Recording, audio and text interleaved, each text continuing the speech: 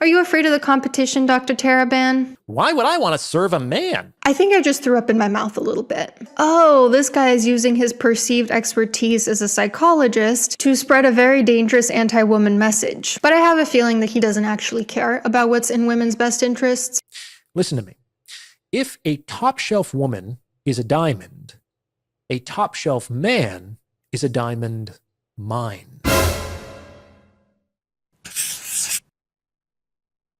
This is embarrassing. Gentlemen, if you watched our previous video on Dr. Anna and Dr. Orion, you already know the story, the algorithm, the credential flex, the question she never asked. We left one section out deliberately, not because it was not important, because it deserved its own stage. Today, we are going back in, and this time, we are going to let the evidence speak for itself. No conclusions up front, no spoilers, just the clips in order, the way a good detective lays out the evidence before the arrest. By the end of this video, you are going to reach the conclusion yourself. Let's go! Ain't that a man?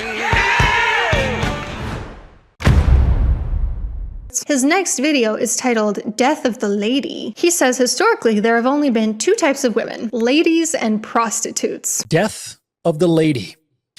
In today's day and age, you often hear women complaining. Where are all the real men?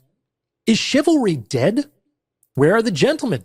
The men who are willing to provide, to commit, to make the effort?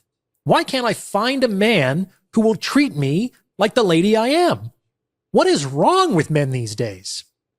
Today, I'm going to be answering these questions and more for both men and women.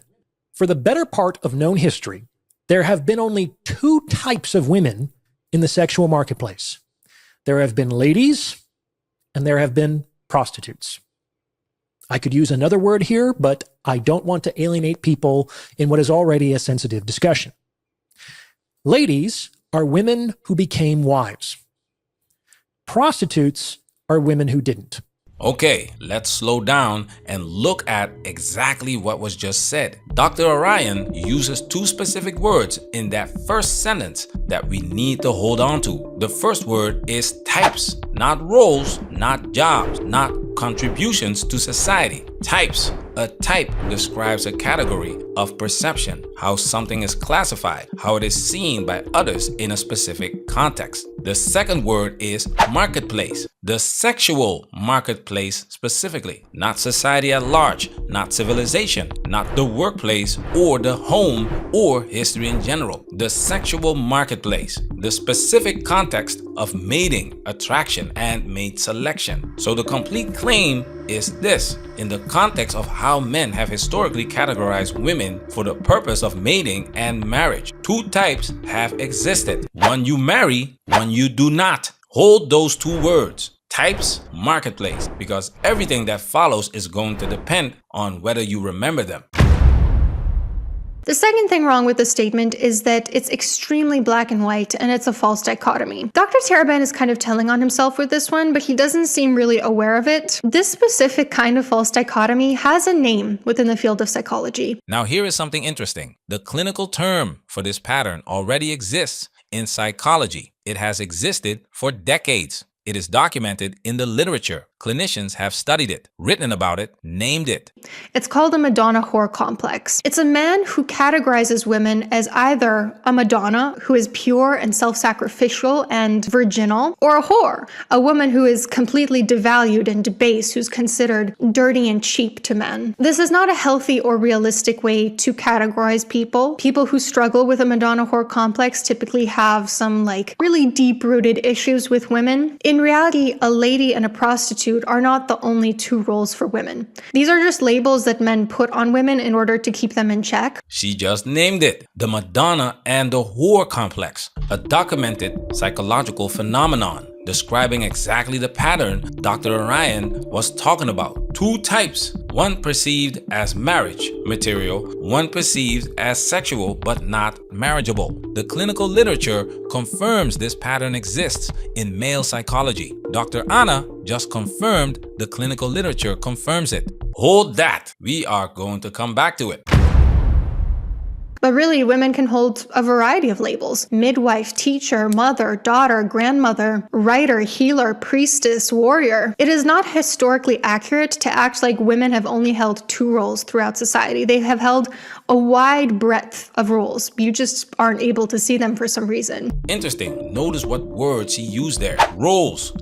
Teacher, warrior, healer, priestess, daughter, grandmother, midwife. She is listing roles, things women do, functions women serve in society, contributions women make across history and civilization. And she is presenting this list as a response to Dr. Orion's claim. Now go back to clue 1. What word did Dr. Orion use? For the better part of known history, there have been only two types of women in the sexual marketplace. Types in the sexual marketplace, not roles, not social functions, not contributions to civilization. Types in the sexual marketplace. A role is what you do. A type in the sexual marketplace is how you are perceived in the context of mating and marriage. A lady can be a teacher. Yes. A prostitute can also be a teacher. Yes. Let's talk about everything wrong with this statement. First of all, he's redefining words. He's right that these words were social constructs, but his definitions of those social constructs are inaccurate.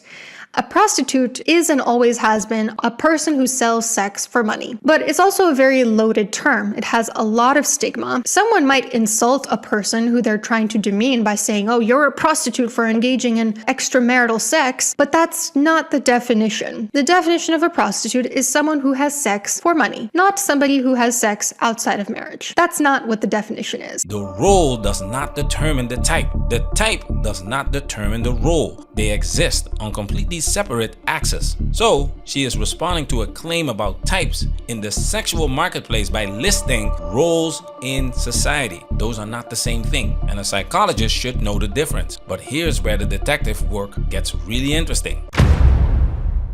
But really, women can hold a variety of labels: midwife, teacher, mother, daughter, grandmother, writer, healer, priestess, warrior. It is not historically accurate to act like women have only held two roles. Society, they have held a wide... Boom! Read that carefully. And those two roles are interestingly only in reference to women's sexual usefulness to men. Her own text pop-up just appeared on screen while she was listing all the roles women have held throughout society. Now ask yourself one question. Which two roles is her pop-up talking about? Is it the roles she just listed? Teacher, warrior, healer, priestess? Or is it the two types Dr. Orion mentioned in the sexual marketplace at the beginning of the clip? For the better part of known history, there have been only two types of women in the sexual marketplace.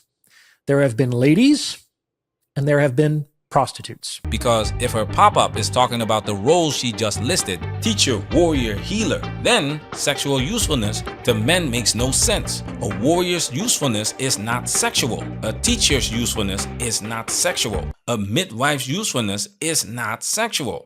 But if her pop-up is talking about Dr. Orion's two types, lady and 304, then sexual usefulness to men makes perfect sense, because that is exactly the sexual marketplace framework Dr. Orion established in his first sentence. Her own pop-up is operating inside the sexual marketplace framework, the exact framework Dr. Orion laid out in the first sentence she just argued against. It is not historically accurate to act like women have only held two roles throughout society. They have held a wide breadth of roles. You just aren't able to see them for some reason. She spent 30 seconds listing roles women hold throughout society to prove Dr. Orion wrong about types in the sexual marketplace. And then her own pop-up confirmed she was talking about the sexual marketplace types all along.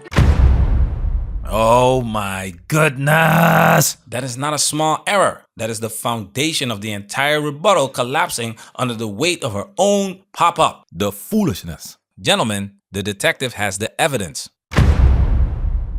Now, before we ask why this happened, let's look at how she conducted herself throughout the video. And who better to explain why his rhetoric is not based on any credible psychological theories than a woman who also has a doctorate in psychology? Let's do just that. Are you really in a position to be giving people relationship advice? Or are you just encouraging them to also adopt your stunted, transactional, objectifying view of other people that we're here to discuss? No different from the days of the witch trials when men were writing manifestos about how women were intrinsically demonic by nature of being female. Are you afraid of the competition, Dr. Taraban? Why would I want to serve a man? I think I just threw up in my mouth a little bit. Oh, this guy is using his perceived expertise as a psychologist to spread a very dangerous anti-woman message. But I have a feeling that he doesn't actually care about what's in women's best interests. Safety. I don't know if he genuinely believes the stuff he's spewing or if he's just capitalizing off a profitable niche. To be honest, I don't give a fuck. I'm honestly ashamed to have the same degree as him. Of course, there are exceptions. There are always people who date out of their league, as people say. But if you feel entitled to a woman who is substantially more attractive than you, I do have to give a little bit of a side eye to that, because remember, entitlement in relationships is a pretty dangerous ingredient. Run-of-the-mill manosphere content creator, dangerous anti-woman message, stunted transactional objectifying view, spewing, ashamed to share his degree. Gentlemen, that is a psychologist, a credentialed expert in human behavior, responding to a colleague's content with a highlight reel of personal dismissals. Not a single one of those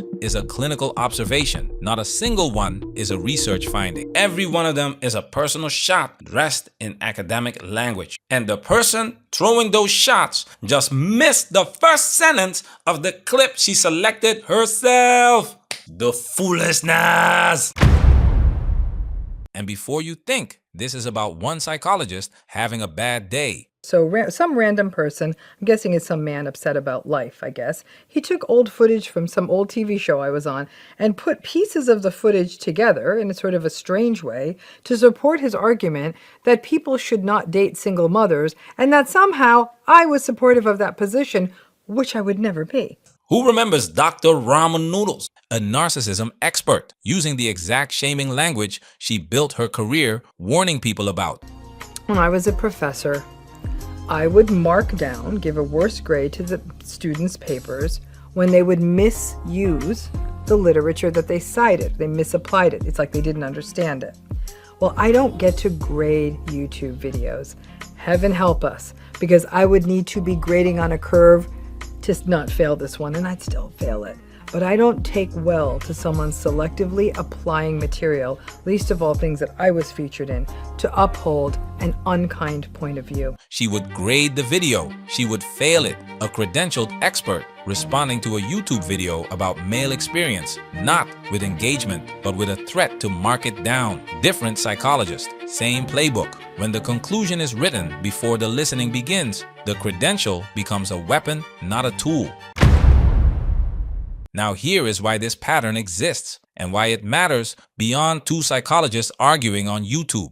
Yeah. But we do know. Do you think they've had it? Have men had a revolution yet? Like a feminist revolution, but for men? I think that women have had about 50, 60 years of examining their lives and their position in this world and their aspirations and rights and narratives.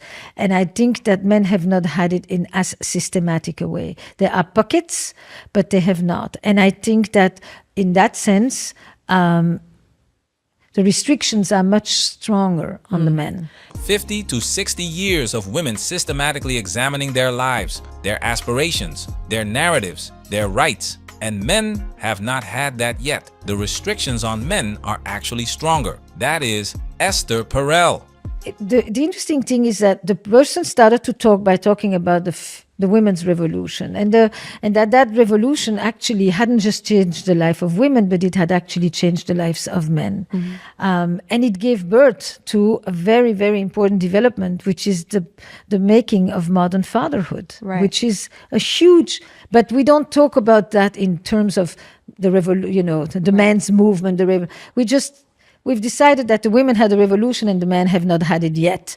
The women's revolution changed men too, but nobody framed it that way. Men's transformation went undocumented, unacknowledged, unrewarded. Dr. Orion Taraban is part of the response to that. Men finding their own words for their own experience in the sexual marketplace, building their own frameworks, their own language, their own categories for understanding mating and marriage. And when credentialed voices come in to dismantle that examination, not by engaging with the framework that was actually presented, but by expanding it into something easier to attack, that is not science. That is the conclusion arriving before the listening begins. She brought to my attention an account by somebody called Orion asking me to break down his content. At first, he seemed to me just your run-of-the-mill manosphere content creator with video topics such as men are the prize and women want it all. But then I noticed something concerning. This man has a PsyD, which is the same degree that I have. So at that point I realized, oh, this guy is using his perceived expertise as a psychologist to spread a very dangerous anti-woman message. Dr. Anna came into her video with a conclusion already written. She was not watching Dr. Orion's content to understand it. She was watching it to dismantle it. And when you come in with the conclusion already written, you do not hear the framework. You hear the parts that confirm what you already decided. She heard two types of women. She did not hear in the sexual marketplace. Same pattern, new subject, different degree, same conclusion, written before the first clip started playing.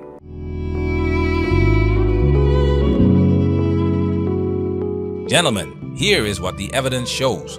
Dr. Orion placed his argument inside the sexual marketplace. In the first sentence of the clip, Dr. Anna selected herself. She missed it. She named the clinical concept that validates his observation and used it as an insult. She listed roles that exist outside the sexual marketplace, and her own pop-up confirmed she was talking about sexual marketplace types all along. She threw personal shots at a colleague while making analytical errors in the same video. And she is not alone. Dr. Ramani did the same thing when this channel engaged with her content. Same shaming language, same credential flex, same conclusion written before the engagement began. This is not one psychologist having a bad day. This is a pattern. Esther Perel named it. Women have had 50 to 60 years of examining their experience and building the language to describe it. That language became the cultural default, the baseline, the thing you are not allowed to challenge without being called dangerous, without being called stunted, without being told someone is ashamed to share your degree. Men are now doing the same thing, building their own language, their own frameworks, their own categories for understanding the sexual marketplace. And when that examination gets met with dismissal instead of engagement, with shaming instead of listening, that is not science. This channel has a name for that pattern. If you have been watching long enough, you already know what it is. Not every argument you disagree with is an argument that was actually made. Sometimes you have to listen to the first sentence.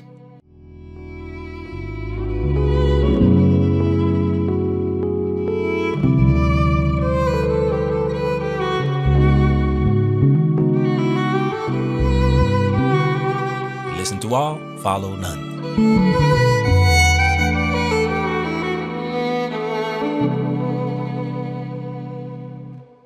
Steady treated, we get tricked. Steady kisses, we get kicked. It's a hard knock life. Manosphere, we working. Protect yourself at all times. This video has officially been highlighted.